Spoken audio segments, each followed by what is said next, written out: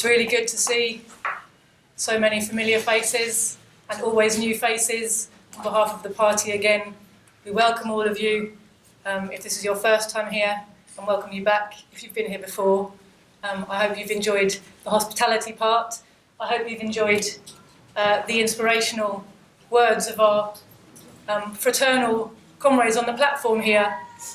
Reminds us that our movement is truly an international one. My party gave me contradictory instructions when they asked me to speak today. They said, sum up the situation in the world, don't speak for too long. So I think if you're looking at the world today, and all of the comrades on the platform here I'm sure would agree, the first thing you have to understand if you want to make any sense of any of it is that imperialism is in a deep, deep economic crisis. In fact, the deepest ever economic crisis. This crisis was not planned, it's not a strategy, it's not avoidable. Marx long ago pointed out that ever since the turn of the 19th century, so that's more than 200 years ago, the cycle of boom and bust, as Gordon Brown put it, the cycle of peak and trough, of boom and depression, was inherent to capitalism. It was a cyclical system, and therefore inherently weak. Inherent problems that couldn't be overcome by the masters of the universe, as the self-styled masters of the universe, the people who seem to be so rich and so powerful with all their riches and all their power. They can't get rid of this flaw in their system. In fact, as the system gets older, as imperialism has developed out of capitalism, crisis has only got deeper.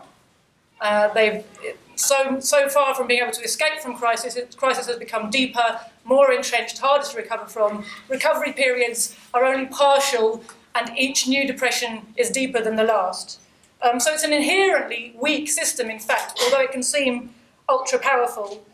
And this has two effects. One is it makes imperialism very dangerous.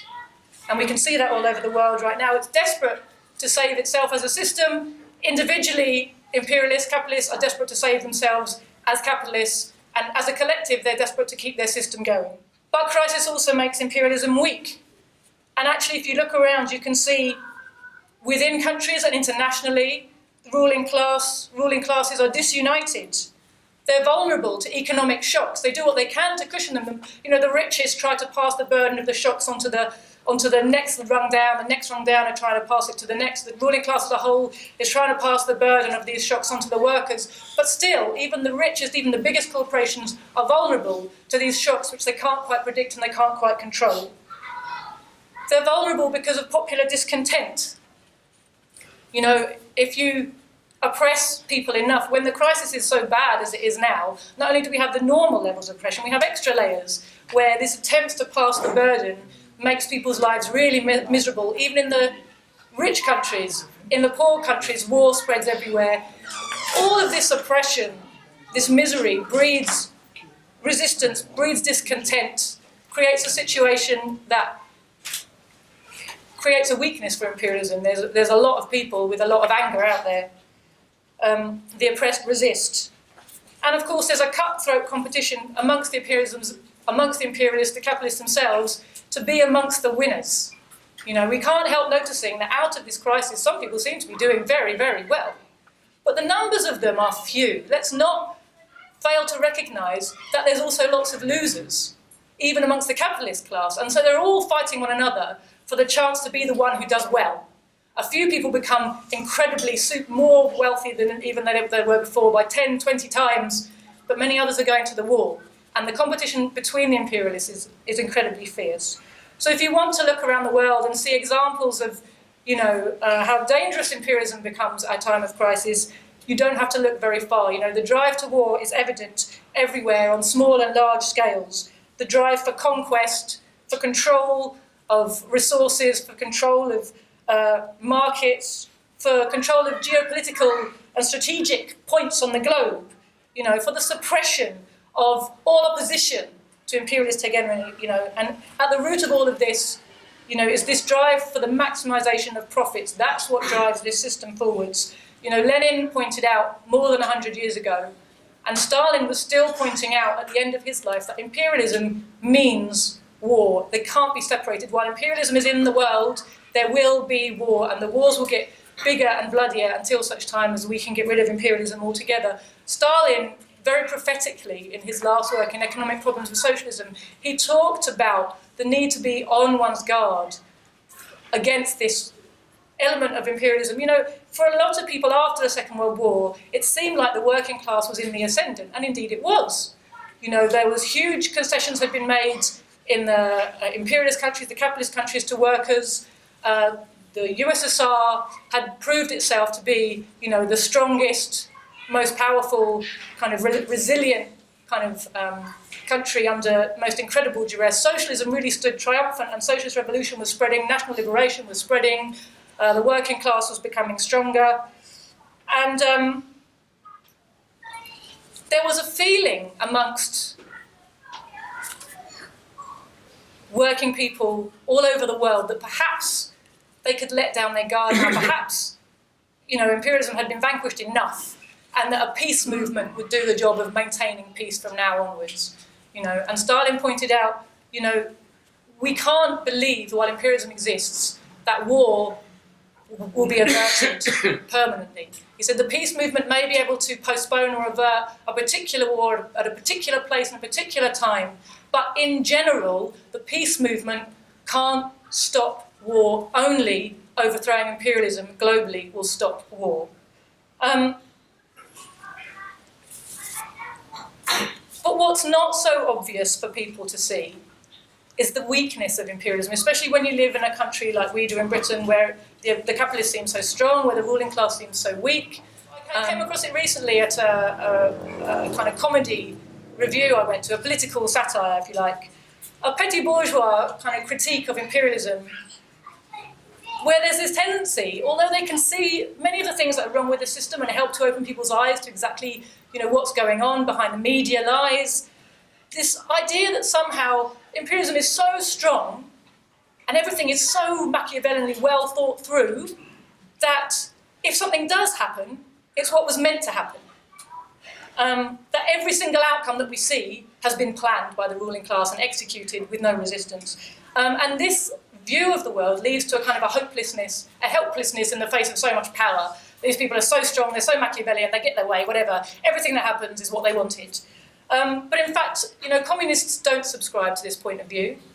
The fact that some banks have emerged stronger from the crisis doesn't change the fact that some went to the wall. It doesn't prove that the crisis was planned, that a few people managed to stay on top.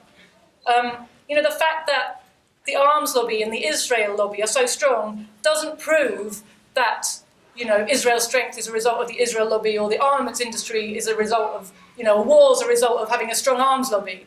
It's getting the tail to wag the dog, if you like. You're turning the analysis back to front. Some capitalists, it's true, can make profits out of chaos. We see it in Libya, we see it in Iraq, we see the people who jump in and make a killing out of it. It doesn't mean the chaos was planned. In general, that's not what imperialism was. It's not efficient. Chaos is not an efficient outcome for imperialists. What they want is stability and a supine population. They want people who, local people who will accept poor conditions, bad pay, bad social facilities, bad environments, will put up with all of that, work for peanuts, produce what the imperialists want in a peaceful, controlled way, because that's much more efficient for looting a country's resources and exploiting its people. Chaos is not efficient. It's unpredictable and it's expensive. The fact that the imperialists have had to put up with chaos as the outcome of some of their adventures in the recent decades actually shows you the weakness. The last time we saw the imperialists really get away with a kind of united, concerted drive to overthrow a legitimate government, pushing all before it militarily with their propaganda, with the international ruling classes united, with domestic ruling classes united, with the workers kind of carried along in the propaganda barrage, was Yugoslavia in 1999. You saw that very strongly. Since then, to achieve that. The crisis is creating disunity and resistance. You know, just one thing, if you want to see how imperialism is not as strong as it pretends, just look at the continued existence of socialist Korea and socialist Cuba, despite 50, 60, 70 years of antagonism of the imperialists towards it, despite 20 years of having to survive without the USSR in the world, without the Eastern Bloc to trade with and have for political, economic, diplomatic support. Still, these countries have survived in these really difficult conditions. You know, that is not a planned outcome as far as imperialism is concerned. They've been doing absolutely everything in their power to destroy those countries, and yet, with the support of the masses, their governments still stand firm. And I think that's something we need to appreciate.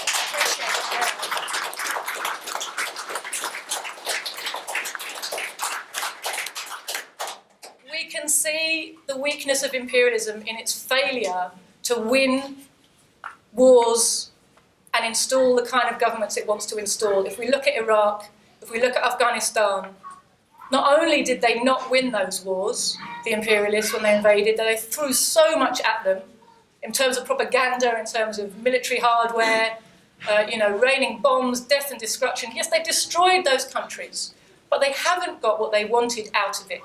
You know, they haven't been able to install pliant regimes. They haven't been able to successfully grab hold of those countries' resources. You know, they've failed in 5 years of proxy warfare to oust the government of Bashar al-Assad. Already you see the weakness that came from Iraq, the strength of the resistance there, the unpopularity that engendered with the government and the warmongering generally, which wouldn't have been there if those victories had been quick. If there'd been a quick victory in Iraq, Tony Blair would have been the hero of the hour and no one would have been talking about it. But the resistance, the popular resistance, the action of the masses in Iraq meant that that war dragged on and on and on, was ultimately lost, was very expensive, none of the objectives were achieved, and so that creates disunity. It creates disillusion amongst the workers who initially had been carried along with the propaganda. It creates holes in the propaganda narrative. It creates disunity amongst the ruling class. They start to question if this is the right way to go about trying to achieve their aims. And because there's that questioning and that disunity, they couldn't do the same shock and awe treatment on Syria. They were already starting on the back foot with that war. So they had to wage the war through proxies. And they did their best. My gosh, they've created some pretty horrific forces that they've unleashed on Syria, wave after wave of them. You know, one lot's defeated, they send the next lot in. But all the same, their proxies are not able to win. And that, again, is showing us the weakness of the system, the strength of resistance around the world.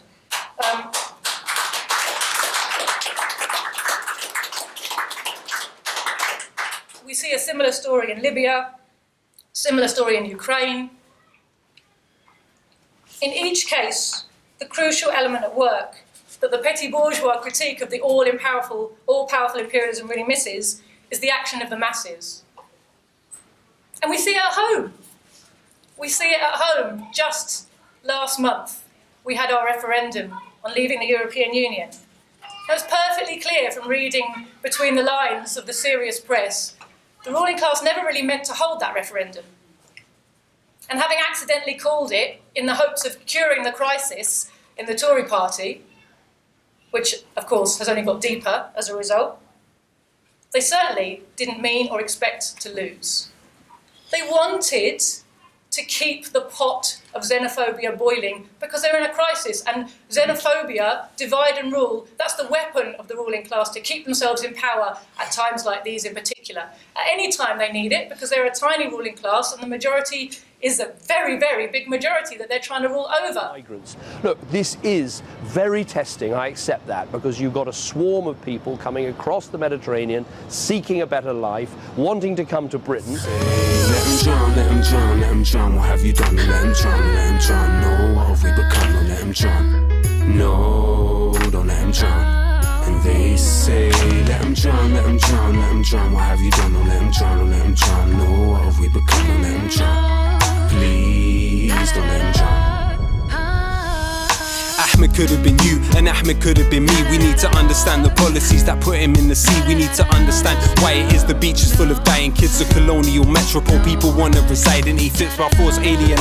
That mentality still exists as privilege. The difference between an expat and an immigrant. For I'm a Somali and Ahmed Rasul Muhammad. When you take others' humanity, it's only yours that's stunted, not a swarm. There are sisters and brothers, that's the sum of it. The cockroaches here are in the media and the government, not the sea. The sea, it holds our secrets. But at a time of crisis, when people are angry and upset and worried and insecure and losing, you know, the things they thought that they had to rely on in their lives, then even more the weapon of racism, of every type of way they find to divide people from one another are so important. And so the media did its usual job of stirring up xenophobia, of giving all the coverage during the referendum campaign to the reactionary part of the Leave campaign. You wouldn't have known from looking at the media or listening to the media, reading the media, the mainstream corporate imperialist media in this country, that there was a progressive Leave campaign. You wouldn't have known that. They didn't cover it. They wanted workers, enough workers, to keep on blaming the immigrants and blame the EU for the immigrants and all of that malarkey. You know, look over this way while we're busy burning your house down over here, right? But it's backfired because they made the fatal mistake of giving workers an actual say over something. You know, in-out referendum, it's one question, every single vote counted. It's not surprising, although apparently it did surprise the ruling class, that we had such a bigger turnout for that referendum than we do in our normal general elections. Why? It's just one question. Why should so many people be engaged? They're engaged because they had power. They're used to knowing that they don't have any power at election time. They're used to knowing they've got nothing to say about it, and no one's going to listen to them anyway, and anyway, whoever they vote for is going to be the same. They're used to all of those things being true. They're used to being treated like idiots. But they were given a say over something, and really what they voted against was the status quo. They voted against austerity. They stuck their two fingers up at the ruling class and all of its bullying and scorn and derision, and said, you know, actually we don't like how things are and we'll take anything over this. You see the action of the masses in Latin America today, as our comrades here have been telling us. You know, there's a major offensive going on from the US at the moment to try to reconquer what it's always seen as its backyard. It was very unhappy at the direction the continent took in the last 15 years and the steps that the people of Latin America have taken to bring some independence to their lives and to break free of the shackles of the backsters of the US and all their tentacles. The imperialists have tried to take advantage of the economic crisis, which is a global crisis of imperialist capitalist system. They tried to take advantage of the difficulty this is posing for even progressive, you know, governments who are based on a capitalist economy, and to cause trouble, as much trouble as possible, to reignite their forces, to ship in, you know, more forces, to send huge injections of cash, to destabilise, and to wage economic warfare of every kind available, from lowering the price of oil, which of course has been a massive blow to Venezuela, to all kinds of manipulations of stock markets, of you know, withholding goods, everything they could think of really to try to destabilise, barring of course sending boots on the ground, because as we talked about earlier, they're not strong enough to send boots into the ground. So they're doing their best to manipulate and create chaos, which they hope then will lead to disillusionment amongst the people. But it isn't working. Yes, it's created problems. Yes, the Venezuelan government is having a tough time. The Venezuelan masses are having a tough time, but they're also learning. You know, the thing about crisis, developments, I mean, you look at it today in Britain, developments are happening, development after development after development, all over the world. You look, things are suddenly, the pace of change has gone up about 5 levels in the last couple of months. You know, every day there's something which, you know, a couple of years ago would have topped the headlines for 2 months. Now there's a new one every day. You can't keep up with it. But what's interesting is so many more people are awake, are looking at the news, are noticing all these developments, are learning from them. You know, this is actually a time of great opportunity for progressive people, because there are so many lessons coming so thick and so fast. If we're there to help people, to get the right lesson from it. We heard a little about the coup government in Brazil earlier. Yes, the US has managed temporarily to put its people in charge there, but they're weak. They're very weak. They can't hold a government together. They have no credibility. The people are on the streets. There's no guarantee that using these constitutional means, they're going to get their way in Brazil. And there's no guarantee that they can find the means to have a military option. There's plenty of people talking about a military option in Brazil, but there's a long way from talking to doing, and that we have every reason to believe that the action of the masses will be a serious impediment to any attempt to try anything like that.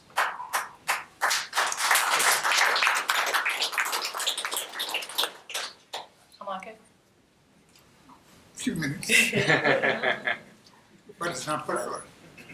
So, very briefly, I just wanted to say finally, in terms of the weakness of imperialism, if you look at the Middle East, the US has controlled the Middle East, and the British imperialists alongside them have controlled the Middle East by use of three really big, important, powerful proxies in the region. And those proxies were Israel, Saudi Arabia, and Turkey. And each one of those you look at now, today, is shaky as hell. In Israel, after 70 years, the Palestinian struggle has refused to go away. The government has to resort to more and more fascistic means, has become internationally so isolated it's embarrassing for the US now. The Palestinians refuse to disappear into the Arab population, which was expected they would do 60 years ago. Still there, still resisting. You look at Saudi Arabia. Saudi Arabia, having played its part in let's cut the oil prices, has now had to suffer the law of unintended consequences. It can't afford its own welfare payments, by which traditionally it's kept its own people quiet. So you have poor, oppressed Shia minorities in one region of the country getting really restive and starting to organise. You even have ISIS, Islamic State, whatever you want to call them, who are really a monster of imperialism and Saudi's joint making, now conducting operations on Saudi soil. The Saudi government is starting to look, or the Saudi regime is starting to look extremely shaky. And then you have Turkey. Turkey was the great success story of Europe and Asia 10 years ago, and Erdogan looked like he was going to be president into eternity. He'd really done a deal. The EU loved him, the US loved him. A lot of people in Turkey thought he was a good thing because he wasn't the army, and they seemed to be having some kind of economic miracle. Well, the economic miracle ended, and the war with Syria really put the boot in. And recently, after all of the troubles that have come to Turkey because of their involvement in the war in Syria and how that's massively backfired on them, it's like Erdogan woke up recently and saw that maybe it was time he stopped shooting himself in the foot and started to try and make friends with the people he'd been attacking until only yesterday. And of course, this rapprochement with Russia isn't going down well in other quarters. Now, maybe my party will say I'm speaking out of turn, maybe it's a bit early to say, but there are indications that the attempted coup in Turkey was carried out maybe arm's length, but with people certainly who are backed by US interests. If that turns out to be the case, we have to say it's an almighty mess up. Or as Erdogan say, God-given opportunity. Or a God-given opportunity for Erdogan, but it's also rather a nice outcome for us, because if Erdogan feels the blame has to be pointed at the US, then he has no choice, if he wants to strengthen his position, but to shift his politics away from the US in future. And that will seriously mess with imperialism's strategic plans in the Middle East. So, in light of all of this understanding of on one side imperialism's dangerous side, on the other side its weak side, this crisis brings us opportunities. We have to ask ourselves, what are our tasks? What does all this mean for us, communists in Britain? It's clear there is no future for the mass of humanity under imperialism. A long time ago, Marx was able to point out that capitalism's future was already in the past. How much more true is that today? It's been clinging on by hook or by crook. But, we have to recognise communism is the future of humanity. Unfortunately for us, scientific socialism shows us it doesn't come by itself. It doesn't fall like the ripe apple out of the tree. We have to work for it. But scientific socialism, as well as giving us this hard lesson, it gives us a weapon. It gives us the theory, the understanding to know our enemy, and also the tools with which to organise ourselves so that we can actually turn our numbers into a real force, a fighting force that can achieve socialism rather than just talking about it, wishing for it, hoping for it in back rooms. So I would have to say that first and foremost, our job to the international, our duty to our international comrades who are struggling so hard against imperialism is build our party here.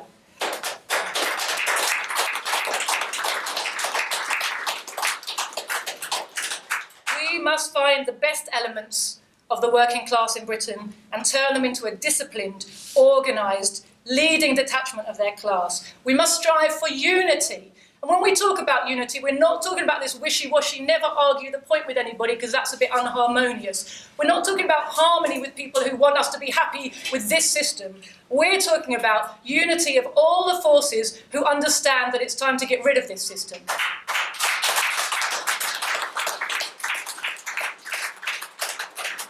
And we have to take every opportunity that life throws at us to educate people and show them the inevitability, the rightness of socialism. Every privatisation, every hospital closure, every war crime, every illegal invasion, every police shooting, every race crime, every benefit sanction, every act of scapegoating of some or other poor, vulnerable section of the community, we need to use all of those things to help our class understand what its mission is and get it active and involved and point its energies in the right direction so it can become a truly constructively destructive force.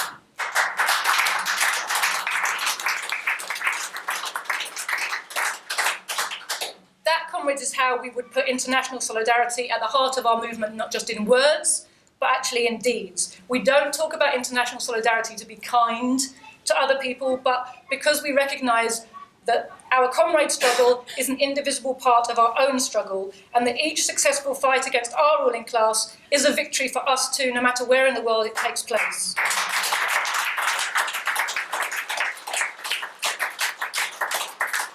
So all of us are fighting in the same war, and it's an important war. It's a world historic war for the future of humanity.